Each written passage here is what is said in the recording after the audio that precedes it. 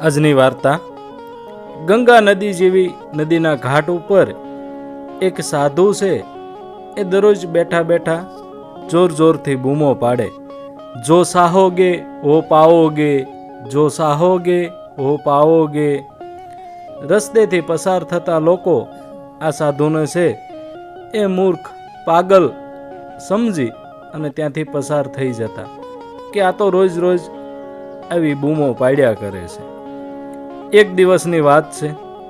એક 25 વર્ષનો યુવાન પોતે બેરોજગાર એ આ સાધુ પાસે આવે છે અને સાધુને નમન કરી અને પૂછે છે કે સંતજી, તમે રોજ રોજ કહો છો કે જો સાહોગે ઓ પાઓગે, શું એ વાત સત્ય છે? ત્યારે પેલા સાધુએ કહ્યું, હા બેટા, તદ્દન સત્ય છે. તું જે ઈચ્છે તે મેળવી શકીશ. એટલે પેલો યુવાન છે એ સાધુની પાસે બેસે છે અને કહે છે કે મારે છે એ મોટો હીરાનો વેપારી બનવું છે. એટલે પેલા સાધુ છે એ યુવાનને કહે છે કે હા, અવશ્ય બનીશ. એના માટે હું તને એક હીરો અને મોતી આપું છું. એને તું જાળવીને જતન કરીશ તો તું ચોક્કસ હીરાનો મોટો વેપારી બની શકીશ. અને પેલા યુવાનને કહ્યું કે તારા બંને હાથ આગળ કર.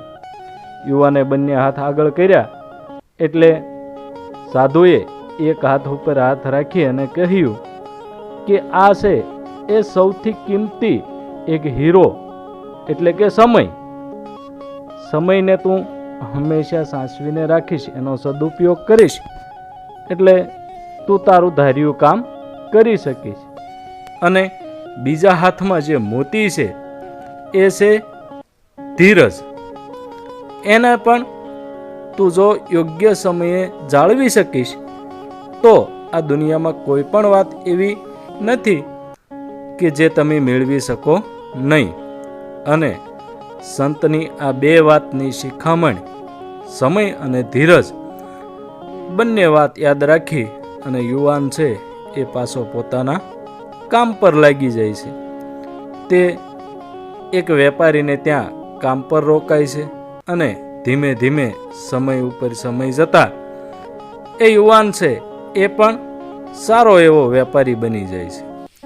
આમ મિત્રો, આપણે પણ આપણી કોઈ પણ પરિસ્થિતિમાં સાચો સમય અને એ સમયે ધીરજ, આ બે વાત જો જીવનમાં ઉતારી શકીએ તો જીવનની કોઈ પણ પરિસ્થિતિ એવી નથી કે જે આપણને મુશ્કેલીમાં મૂકી શકે.